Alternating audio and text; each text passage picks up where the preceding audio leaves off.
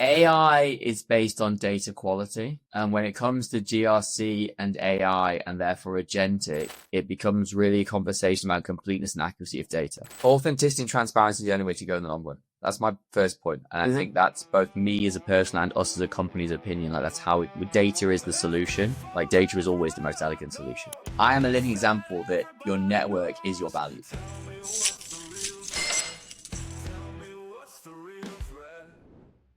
Hey everybody, welcome back to Threats, Pitfalls, and Risk Myths, the TPRM Podcast. And this week, I'm joined by Jake Bernardes. He is the CISO over at Anecdotes and was formerly the CISO at Whistic, so he knows TPRM and GRC inside and out. He's always happy to speak his mind when it comes to where GRC should be going, so I was especially excited to talk with him on this topic. Jake and I get into the whole Agentic GRC thing, talk about GRC engineering and what it actually means beyond the marketing fluff. And we talk about why data quality is king when you're building your own AI tooling and how he makes data a first-class citizen in his own GRC workflows. We dive into the future of SOC to talk about whether it even has a future at all, before diving into security careers where he has strong opinions, let's say, about things like why CISOs who complain about being a cost center probably aren't very good at their jobs. We're going to talk about what it actually takes to be an effective security executive and why your network matters much more than any certifications you might be pursuing when you're job hunting. Let's dive in. Hey everybody, welcome back to Threats, Pitfalls, and Risk Myths, the TPRM Podcast. Today I have Jake Bernardes, the CISO over at Anecdotes. Before that, he was CISO at Whistic. He has a long line of strong opinions when it comes to things like GRC, trust, TPRM. We might actually even talk about TPRM this time on the TPRM podcast. So thanks, Jake, for coming in. Absolute pleasure. Going to be a blast. Ask whatever you want. Let's go. All right, perfect. And, you know, I think one of the big things is you have like this background where you've been dealing with kind of the GRC side of things, the TPRM side of things. And I saw you guys had just released something about Agentic GRC, which I will assume is not just a marketing thing that someone came up with, and there's actual agents doing things related to GRC. That'd be cool to dig into that, because I assume when it comes to GRC, TPRM, things like that, that there's something here about what the future looks like. I'd love to hear a bit more about it. Gosh, that's an open-ended question. Look, AI is based on data quality. And when it comes to GRC and AI and therefore agentic, it becomes really a conversation about completeness and accuracy of data. Like I've posted enough time on LinkedIn lately, shit in, shit out. Like if you have terrible data or incomplete data or corruptible data or irrelevant data, you're going to get useless results. That's what happens when you go to a simple ChatGPT or you stand up your MCP server, you ask it questions, it wants to please you. It's a pleasing servant. If the data behind it is garbage, it will say things that make no sense. Right? That's how it functions. So one of the benefits of Anecdotes, and while I don't want to listen to a product pitch, one of the things that we've got on our side is when it comes to data, we're about as good as it gets in the GRC space. We go and collect not test results, but full evidence, and then also surface that evidence completely in its entirety in JSON, machine and human readable. Now, why that's relevant is because when we go and build agentic workflows on top, we can do stuff that other people can't. For me, like when I've seen agentic GRC for it so far, it's BS, man. Like it's like I can write your policy for you. I'm like, great, like ChatGPT. That's gonna be a terrible policy that not just that, but ChatGPT could do that before you try to sell it to me. Like, what is this feature that I can already get for free in an LLM, right? It's meaningless. So like, I look at it, I'm like, I want more. Like, and I think there's iterations of this. Like, we were playing with MCP, and we're now productizing the concept of like how you can interrogate your data and do stuff with it. So you go and say, right, I want to know if my data retention policy and approach is any good. It'll read the policy, it'll compare it to commonly known policies. Maybe it'll benchmark it against peers that are publicly available. It'll say your policy is missing this stuff. You're also aligned to these frameworks and standards. You should probably consider including these. Do you want me to write it? Yes. Right. Now we've written it. Do you want me to go and assess your controls and the efficacy of them against the standard? Do you want me to go and check that your policy is actually in practice? And it'll go to stuff like AWS, GCP, various tools and go and say, actually, you're pretty good. But like, here's 3 applications where your retention is definitely not logically enforced. Like, do you have evidence to suggest that you're doing it in a different way, or are you not upholding your policy? Right. And if that you're not upholding your policy, shall I create a risk, reference this evidence and define it in that way? And then when you fix it, I'll remove the risk for you. Right. That's kind of iteration 1. That's a simple kind of 1-step I ask a question, I get feedback back. The next is like, how do you do something with it on a continuous basis? So you've got all this data and you've got a dashboard that you love, right? Maybe you've seen something on Google where you've seen this was the best exec dashboard for GRC ever, right? Throw it into, we've actually called our AI Chat GRC. Shockingly, we went with that. We actually released that name, but that's the UI of the line entry, right? And you can, let's go and chuck it like this dashboard and say, this dashboard is what I want it to look like. Go into my data and build a dashboard off my data that looks like this, publish it into a PDF and send it into the exec Slack channel, right? Because they're all connected to Anecdotes. Perfect. Easy, right? And let's do it on a monthly cadence. Good. That's a repeatable workflow now, not a one-off, but a repeatable. Then you get to the really intelligent stuff. So like we just started our journey on FedRAMP 20X. I can now say that because the YouTube video is there to say we got accepted to phase 2 of the pilot and we go through the moderate standard.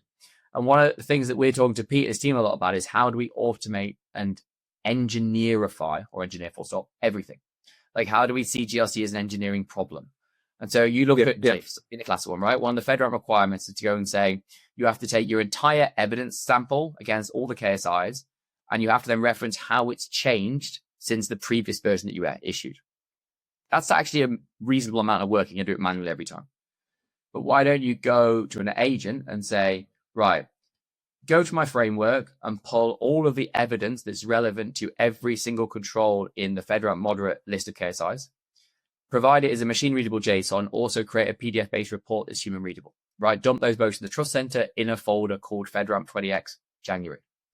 Now, please go and take those objects, compare them against the December versions, and create a separate report called FedRAMP January versus December diff, and publish that into the folder that was called differentials, right? Do that every single time. When you find anything that changes, notify me and my team in this said Slack channel. And if you find anything that varies to nth degree, create a risk in the risk register and do this every time, right? There's a risk in around of tokens. That's a lot of activity, but that's that is a lot of activity, but it's meaningful. It's adding a lot of value. I mean, I definitely. So it feels like this ends up being sort of the next layer when we talk about GRC engineering. You know, first thinking about this as an engineering problem and kind of building a lot of the tools, it feels like this ends up being the more holistic, okay, now we have all these tools, let's get something that's actually using all the tools we built and turn this into something that thinks and you know, kind of does the work for us on top of that. It's almost productizing engineering. So like, if you look at it, it's like all the things I've described, you could do right now.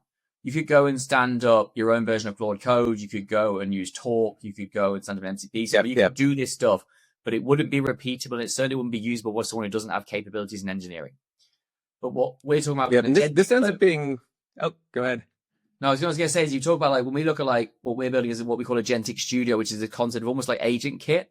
Like you can build and repeat recipes and modules inside of things that people have already done in Anecdotes. Like that's making it consumable and usable for someone who doesn't know how to like go and like build a Zap and like go and stand up something in Claude Code and go and like launch an MCP. Like this makes it productized. It's taking GRC engineering and giving it to the masses. Yep. And I think it's interesting because like I see a lot, you know, with Claude Cowork coming out this week or last week, whatever it was, there's a lot of people who are like, why would I ever buy products anymore when I can like just build everything now? It does feel like we're going to end up with people who are like, yeah, like, okay, let's build all of our own stuff. Because, you know, the things you mentioned, of course, you could build, but then we're going to have a bunch of people learn like, oh, now I own this and I have to maintain this and all of the things. And then it's going to swing back, which sort of changes what's important about products. And now it's more anyone could build things. And so now it becomes like all of the thought process, like you just mentioned, right?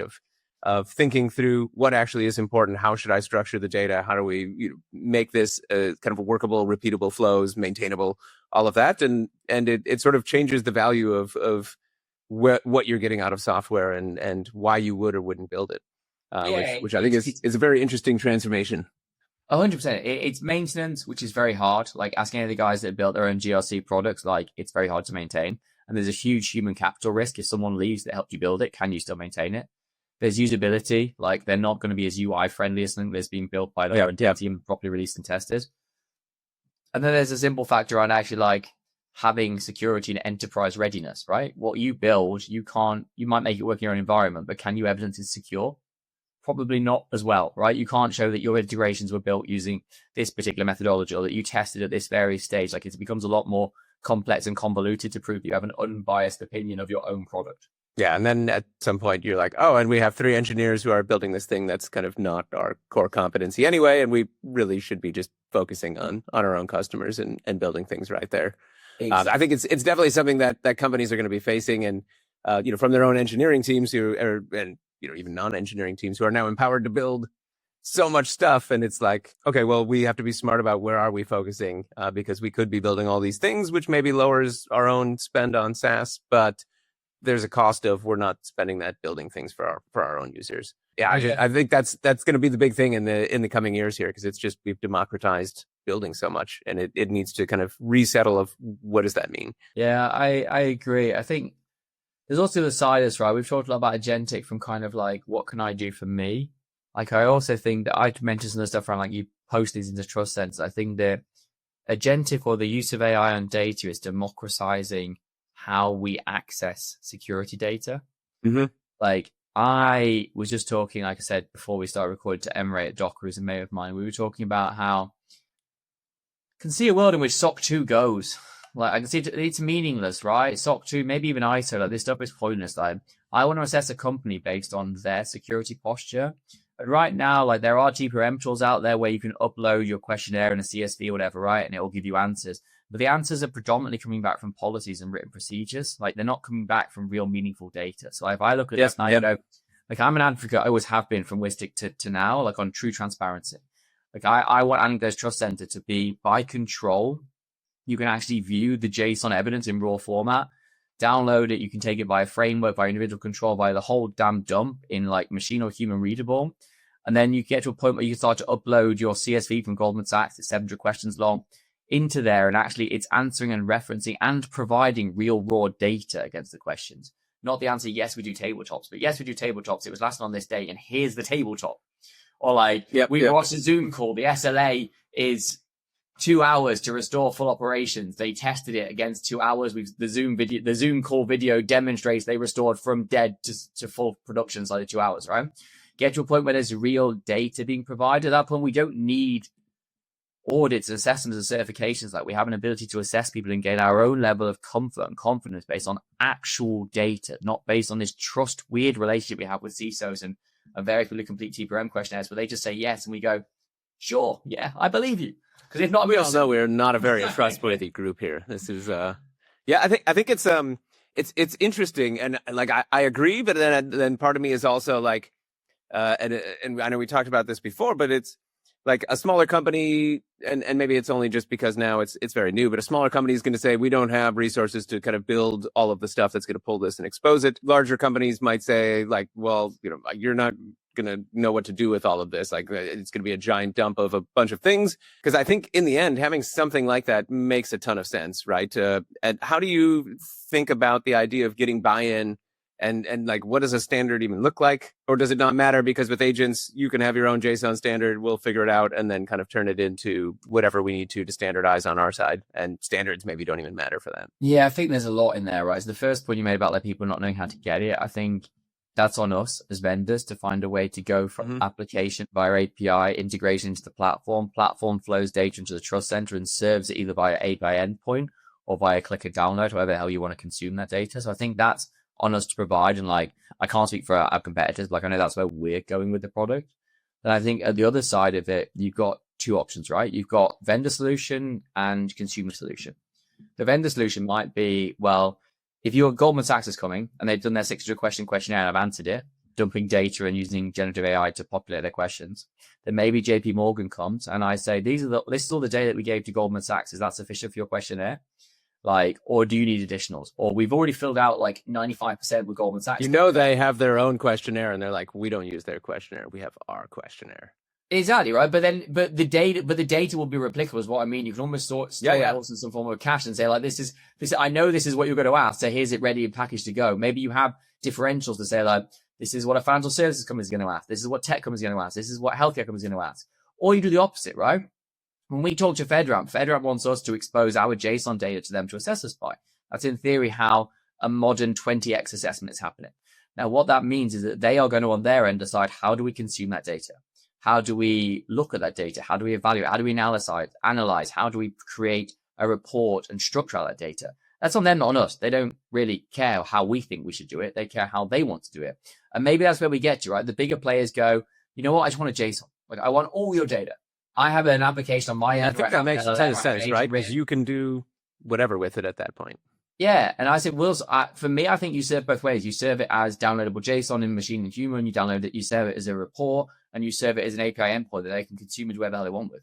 But that gets to whatever that approach is, it's better than what we've got now. Yeah. And I think it's interesting as well, because you had mentioned sort of SOC 2 and all of that going away. I saw like Troy Fine had started an effort this week. You probably saw it. To kind of rethink, how do we make SOC 2 better? Like it does seem like there's multiple problems with SOC 2. If you think about either people not realizing what they're getting with it, they're just looking for exceptions, not specific controls. And then there's the unreliability of sort of some vendors who are giving you a SOC 2 and they didn't really look at much anything. I mean, how do you see the bridge going from where we're at now? Is there a place for SOC 2 in the future because you had a human look? Or is it like if we look out 5 years, you see things going where it's going to be something with structured data that you've pulled and you have some sort of trust that conveys?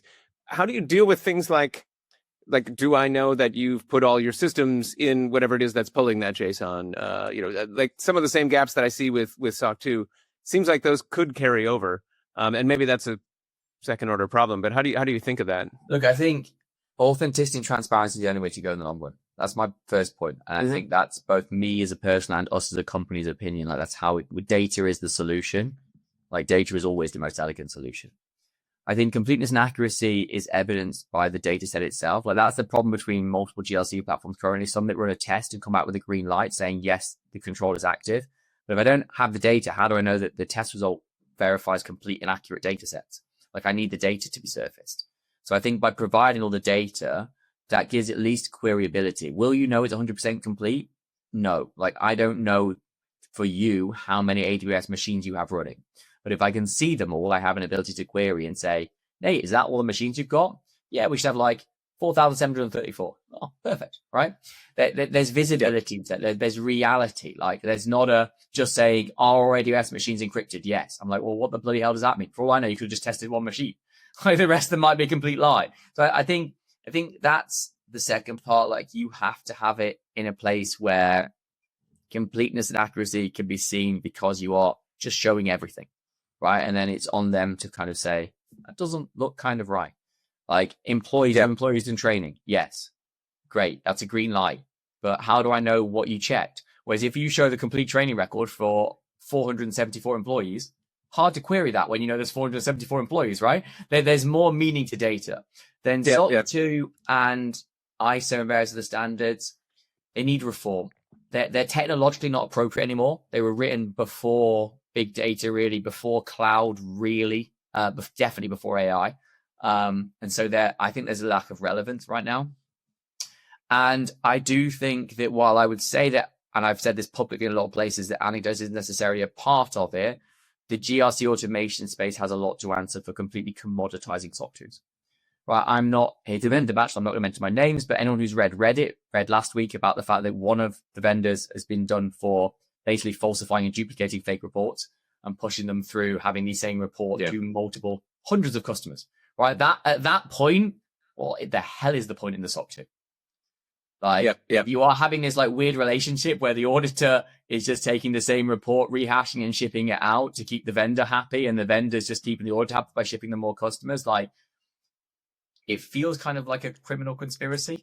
Like, do you know what I mean? Yeah, like that one is, I didn't read tons into it, but it does, like, hopefully that's not a widespread practice. And maybe just tied to that one better. I don't really know. Clearly that is just devaluing everything. And I know I've had complaints about SOC 2 in the past where I'm like, this clearly they didn't check anything. I mean, I'm reading the report and I'm like, you didn't actually look at any of the things you should have been looking at here. But it's now just dirty. That's the problem. The SOC 2 is now just dirty. Nobody trusts it because of all this stuff. Like, it still ends up being the requirement, which is the weird part. But I think that gets to the point of like, no one knows what comes next, right? And clearly something does come next. I think it is going to be along the lines of what you're talking about. How do we get there, though? Like, is it that it needs to be, like you said, like the big banks that are pushing for this and big companies push for this first, and that drives the, now there's demand, so then the supply starts coming? Is it that people start offering it, and so now everyone will build things to start consuming it? I assume some of both, but like, what do you think really needs to be the thing that pushes this over to mainstream? Look, the big banks are the slowest moving on the planet. Let's be completely open. The big banks might have the commercial ability to push change, but they are the slowest technology moving. They'd love to say otherwise, but it's just not true, right? So it doesn't come from them. It comes from those of us who disrupt, to force it into the hands usually of innovative tech companies, of which there are giants, right? There are big tech companies out there who are doing innovative different things. Especially in the AI space, if you look like the Cursors, the Core Weaves, like these companies are doing things that are different.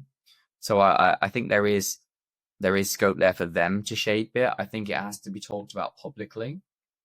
And I think it has to change. It seems like getting incentives right is there too. Like something of, hey, you can do the old way, which is going to take a ton of time, but we accept this now. And if you do this, it's like super simple. That way you're not forcing people who don't have any ability to comply, but you're making life a lot easier and making it something they want to do. It is, but you've got to go deeper than that even. Like, look at why is SOC 2 so popular? It's not because it's a security standard. It's because it's a procurement hoop. Like, people use it to say, we've passed security procurement, they gave us a SOC 2, move on, right? Like, it's not really security. Like, if I go and assess our vendors, I don't ask for the SOC 2. I have like 10 to 20 questions that I say, you need to answer those questions. And those questions are about like, show me like your pen test remediation. Like, not just that you did a pen test, but show me that you remediate things in a time frame and show me how you remediated them. Like, show me your deviations from like your SOC 2 and how you fix them. Show me your risk register and like how long have the risk been there. Show me your ISO scope if you're going to be an ISO, and show me what you descoped and why you descoped and what you put in this statement of applicability and what you didn't. Like, talk me through like logic. There's more like, and I want to look at like an SBOM. I want to understand your supply chain. Like, the reality is that it sits on who controls the buying process. If the CISO has a meaningful input and cares, they're assessing security. If they're assessing security of their supply chain, their business, they're not doing it through a SOC 2. If procurement controls the relationship in the buying process, SOC 2 is the easiest way for them to get over the security hoop that they don't understand what the hell they're asking anyway. So, like, it really depends on who's there. As long as we still have procurement wins, like, Anecdotes has lost deals to procurement. We've won where the CISO loved us, the GRC team loved us. We cleared everything. We went to procurement and we lost because we couldn't meet a certain loophole, right? That's the reality. Of those relationships, we realized that procurement had more power than the CISO, which is not that uncommon. And I think as long as that still exists, SOC 2 will still exist. Once that goes, it becomes about a CISO having to ensure protection and security in their supply chain, in their vendor base, then SOC 2 will go with it. Because none of us think it's reasonable. Yeah, and I think one of the things I see a lot of, and you mentioned there, right, is they're like, oh, well, they passed a SOC 2, so they're good to go. I think there's just, and even within security, I've talked to plenty of people who think, oh, we passed SOC 2, and it's like, that's not a thing you pass. Yeah. That's just them saying like, hey, you did these things you said you were doing, and, you might be doing a bunch of dumb things, and the auditor will document that, and you'll still pass, so to speak. So I think, part of it is just expectations not being aligned on what SOC 2 even is. But I'd love to chat more on what, for people that are in GRC, TPRM, whatever right now. I know that everybody's been hearing a lot about GRC engineering, and then we're talking about this next layer, of agentic, and maybe that ends up being much more, it's productized and you don't even have to worry about that.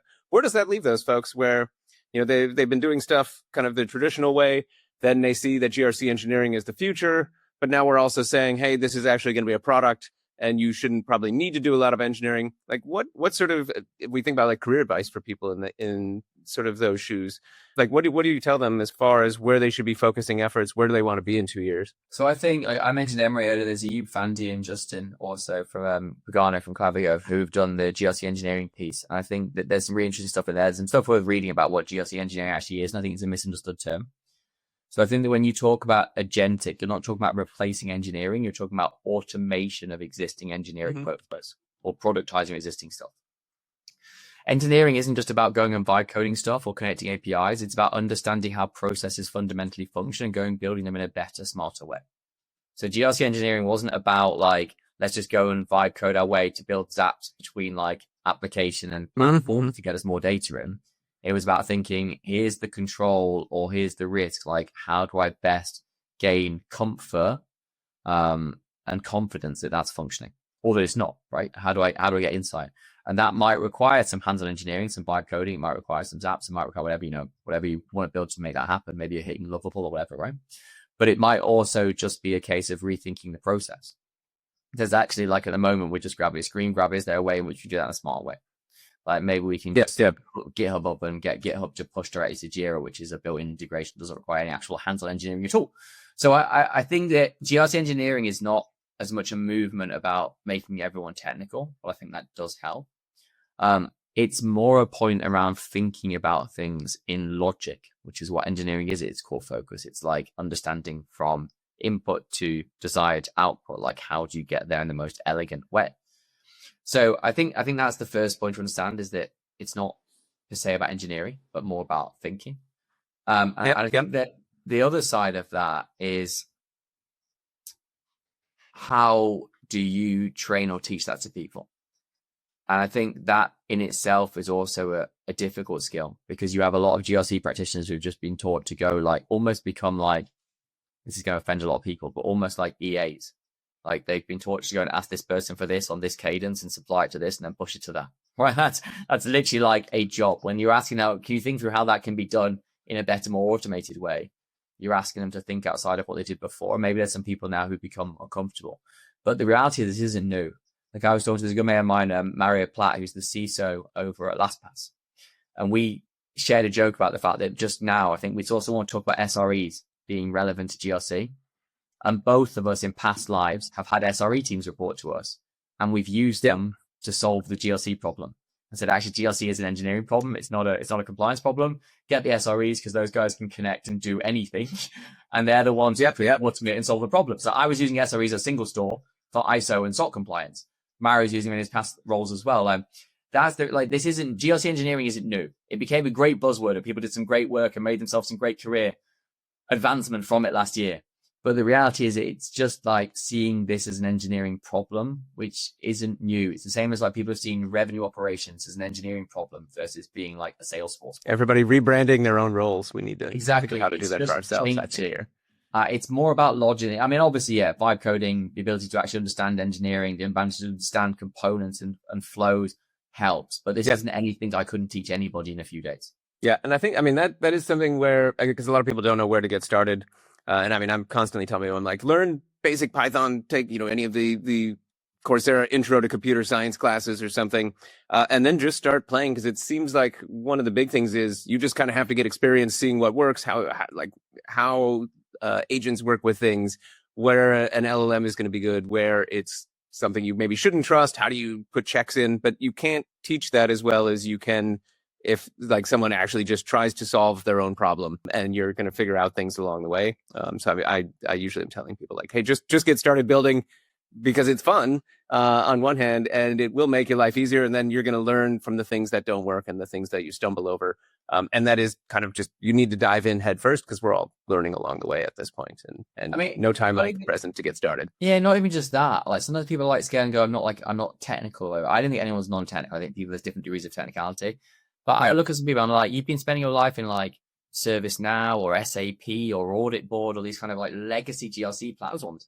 Customarily, bloody harder than playing in Replit is. Like, I can tell you that for free. Yeah. So like, if you can do that, I can teach you anything else you need to know to get into a better, more advanced, future-proofed GRC role. No, I think that's actually a really, really important point, right? Is because I think people talk themselves out of it, thinking that it's this, thing that you need to be a long-time developer to be able to do well. And it's like, hey, just jump in. You're clearly technical enough. You've been doing this role.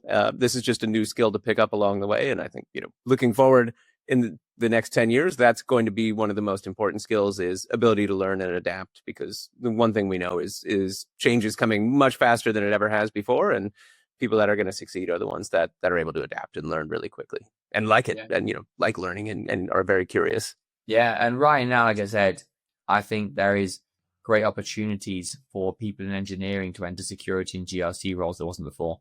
Like, I look like one of my team is an engineer. He was a software engineer that we brought across. Okay, I need a software engineer.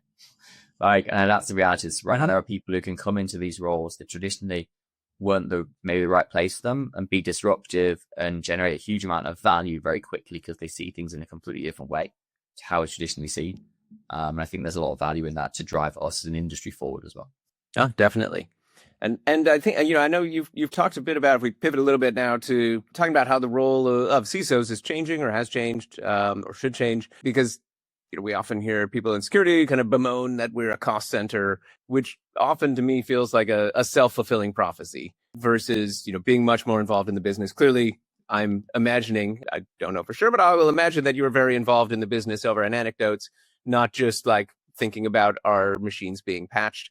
I mean, when it comes to that, how do you think people who aren't CISOs, just start moving in that direction to set themselves up for future career success when it comes to being involved with, how are we delivering ROI as a security team, as a security organization? How do we get involved in business outcomes, things like that? You manage in one question, Nate, to ask 10 questions every time you ask a question. I need to work on that, clearly.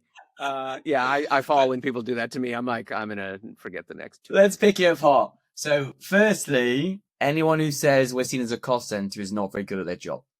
If CISOs are seen as a cost center, it's because the CISO is not a very good CISO. Like, I'll say that openly and honestly and repeatedly. That's because they aren't executives. Like, the modern role of a CISO is not for everyone, right? I did it the last few years at B-Side San Francisco before RSA and was like, ask a CISO. And everyone comes and asks you how to become a CISO. And my first question in return is, why the hell do you want to be a CISO?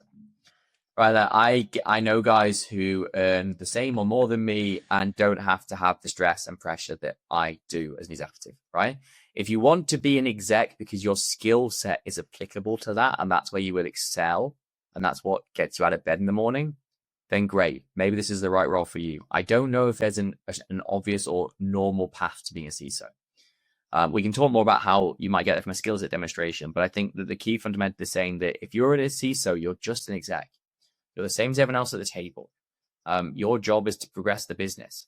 Like, my best metric from last year, I put it public, so it doesn't really matter. I put it on LinkedIn and said, look, 14% of Anecdotes revenue came from me. Right? That's my success criteria, because in the end, me not getting a breach is just me doing my job. Me getting 14% of the revenue of the company is me driving the business forward. If you sit in the CISO chair, you also have an ability to impact everyone around the table. Right? Go-to-market wants you because you are an asset to enable people to buy the product. Marketing wants you because you can talk about the security. I'm not even talking about vendors here. You can talk about the security of any given product, right? And that helps you sell it. That might be a selling perspective. Yep. IT needs you because otherwise they can't do any stuff. Like, R&D and engineering will often need you because you have to be part of their process to either enable them to deliver faster or deliver more securely and not have to go back and rehash things when they release with vulnerabilities, right? Finance needs you because they're probably ESG questionnaires and that falls under compliance and that probably falls under me. Like, HR needs you because you're part of every onboarding process. Like, you name a seat at a VP table and they're a person I can influence. Now, when you look at like, what does it mean to be an effective executive?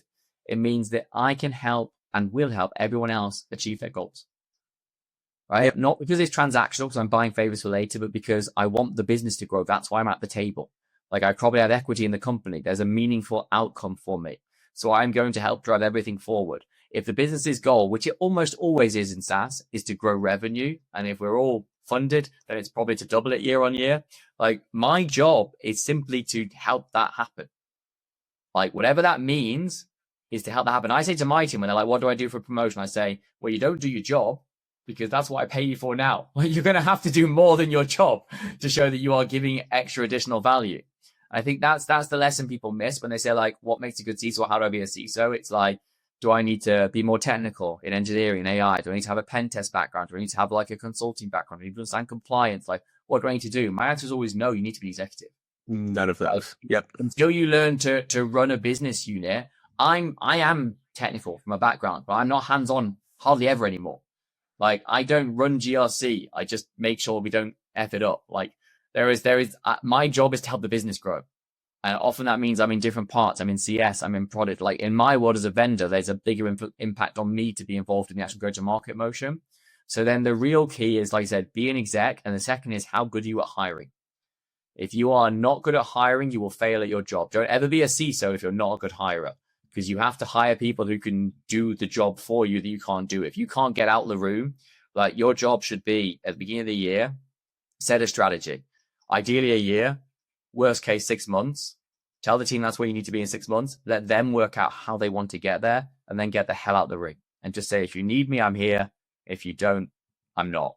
And when we succeed, I'm very clear that my team succeeded. Like, I've always publicly given kudos to, particularly to Adil Baft and Mikhail Kipnis at my team, who've done most of our compliance work and our AppSec stuff. But if we failed, it was my fault. I got the strategy wrong. That's generally what happened. Yep. These are the things when you talk about, like, how do you be a CISO? These are the lessons that if you don't have these skill sets, I don't care what you can or can't do. Like, you don't want to be an exec, go be an SRE, go earn the same as us, but just be on call. Yeah. And I think that's really important to call out, because to a lot of people, and maybe this isn't even just in security, but in engineering, I know there's been the same thing of, like, the end goal is to be the VP of Eng or be the CISO.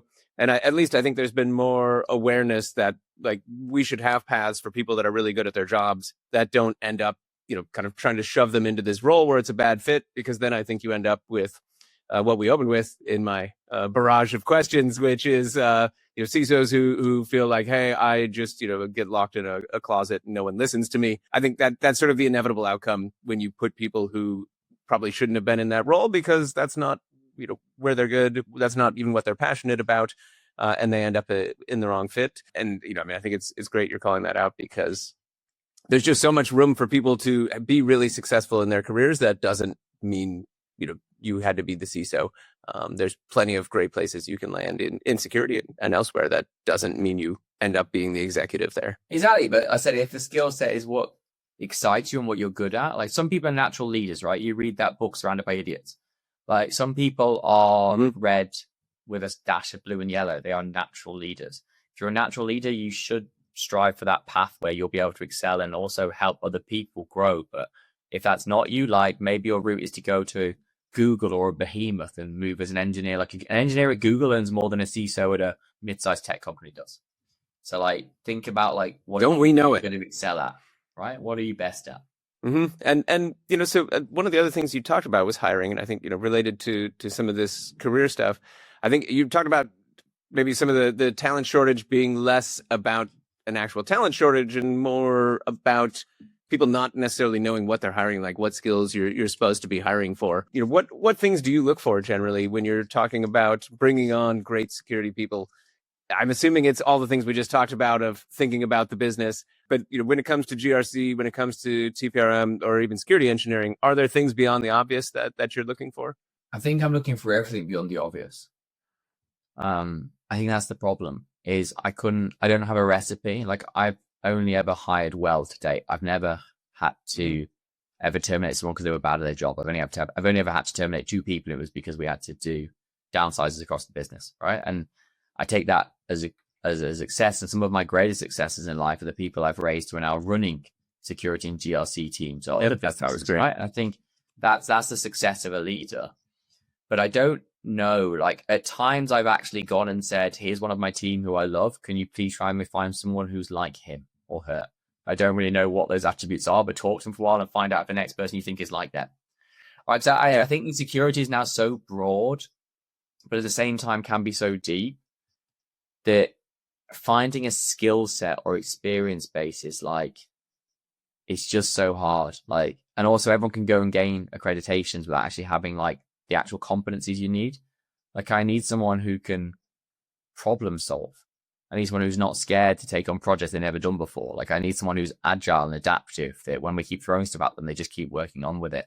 But I then also need different personalities in that group to make it work. Like, I don't really know. Like, I think that's one of the great skills of a leader, is that they don't need a JD. Like, you can hire based on gut and instinct. And I think that is probably the one skill that sets apart great leaders from lesser leaders. Mm-hmm. And when it comes to, being if you're on the other side, you're out looking for roles, because I know there's lots of people I know in security who are out looking for roles. I mean, when it comes to things like you mentioned, right, like being able to problem solve, sort of those things that maybe we don't, like, they're not going to show up in your CV because you can put all your certifications or whatever, but we've both talked to plenty of people that have lots of certifications, and then you talk to them and you're like, oh, you have no clue how these pieces kind of come together. I mean, is this something that it's a skill people can work on? Like, what should people be thinking about on that front? Or is it like a personality trait in your mind? I think there's two things if you're trying to find a job. I think one is demonstrate core technical competencies through meaningful things that can be interacted with and seen. It's like you're going to do a course in AI, show me that you've built Notion and you've connected a bunch of crap for it using Zaps and you've spun it's up with Replit and you've built this to do some workflows that if I send you a Slack message, it'll randomly build a Google deck, ChatGPT. Maybe the deck's a load of crap, but the point is like you've gone through the process of building the logic and engineering behind it. Like if you're going to talk to me about like the fact that you can build a trust center, well, let me see. Like you can build a trust center in GitHub. Like go and build one. Like show me what it looks like. What would you put in it? What wouldn't you put in it? If you could connect all the data, what would you connect and how would it work? Like show me stuff. Like don't just tell me you got a letter because I don't give a damn. Like I've let all of mine lapse because they're pointless. Like show me what you can do. I think that's the technical side. But then I think the other side, the more important skill is networking. I reckon over 50% of people get their job from someone they know, not from a recruitment firm or from a cold search. And when people moan and say, I can't find a job, my first question is like, what are you doing? Like, are you going to ISACA, ISSA, B-sides? Like, are you going to events? Are you going to volunteer to be on their like various committees? Are you learning to speak and demonstrating those speaking capabilities? Like, are you building a persona on LinkedIn? Are you on podcasts or doing podcasts? Like what are you doing to build your personal brand and reach out to a network? Because security is a weird field. I think more than anything else, potentially we all come from very nerdy backgrounds and we all came from a rise of like being completely meaningless guys in the dark to sitting on like executive teams and hosting podcasts like 10 years later at maximum. And so we went from being nerdy people to being podcasters. I always say we went from being nerdy people to being wealthier nerdy people. Like that's the reality security's rise has. And I think that means that most people are incredibly friendly and approachable. Like I've never said no to anyone who's reached out like, 15 minutes of your time. I'm like, I want to learn, or like I'm a junior, or I'm looking to go into field CISO. I spoke to someone last night who wanted to learn about how to be a field CISO because I've done it before. Like I think that people are willing to share their time, but if you don't put the effort in to build and try and leverage a network, like you're doomed to fail. In modern AI recruitment, goodness knows how you make your resume stand out. I had some where I couldn't work out why this resume got through until we worked out that someone had written in like very, very minute text in white so you couldn't see it on the PDF resume. Everything they thought was going to get caught by the filter, right? Like that's now become a common practice for people applying, particularly from India. Like they would basically reference every possible keyword in white, hidden in the document. So like, I don't know how you pass those things anymore. So if you don't know somebody, like I just think that's the way to go. Like build a net. I've never lost. No, I think that's such great advice. I mean, I think the old, I just put my resume out there and apply is dead. I mean, being on the hiring side, I'm sure you see the same thing. The amount of resumes you get and then the amount that have just fully fake everything. And then you end up talking to them and maybe now they're fake because they're deep faked and whatever. Like that happens so commonly that it's just not feasible for someone to hire that way. Like you need to have a brand and be a presence and have connections. And if you don't know where to start, like exactly the things you're mentioning are, I mean, I think that's just really, really great advice for people out there. I think also like, I'll give it as like a living example. When I left single store, like I was already friends and a customer of Whistic. They'd already approached me. I went to Whistic, right? When I decided to leave Whistic, I went to a company called Gutsy. The CMO of Whistic had left Whistic and gone to Gutsy. I went to Gutsy. Gutsy didn't work out. 7 weeks later, they had no role for me. And I thought, this is the worst thing I've ever done. I was already a customer, a friend, and advisor to Anecdotes. I reached out to Yair and said, do you have a role for me? And Yair made a role and I was there. Like all of the jobs I've had in the last like 5 to 10 years have come from warmed connections where I've always kept like a plan B. I know tomorrow if I left Anecdotes or Anecdotes cut me loose, I have a job within 30 days. Like that's the reality. If you build and maintain a network, and it's not built on transactions that says that these people owe me favors, so I did this. They're built on relationships. Like take the time to actually care and help people because they need help. Offer your time. Like you never know, nothing might ever come back. And that's actually probably the best kind of relationship because it builds kindness and generosity. But sometimes things might come back and that's when you need them and you didn't know you were ever going to need it, right? So like I am a living example that your network is your value. Yeah, no, I think that's just absolutely sound. And I think it's sort of snuck up on people because it became more and more true at a accelerating pace over the last 5 years as AI sort of made resumes and the old way of job search sort of just not relevant anymore.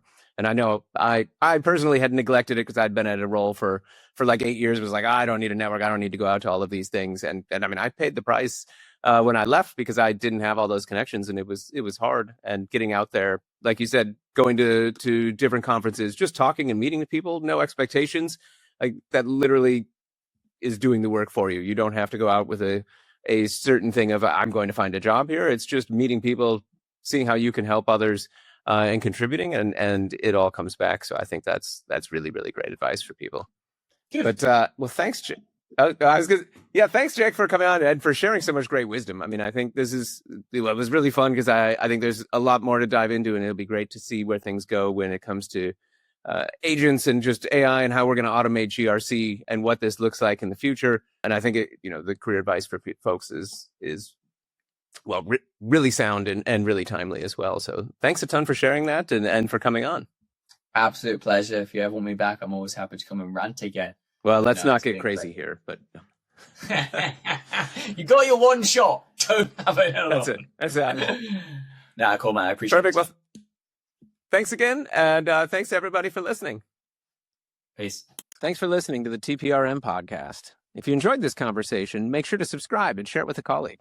You can find more insights and resources over at tprmpodcast.com. And until next time, remember, trust nothing, verify most things, and keep building. That's it for this episode of the TPRM podcast. I'm Nate Lee.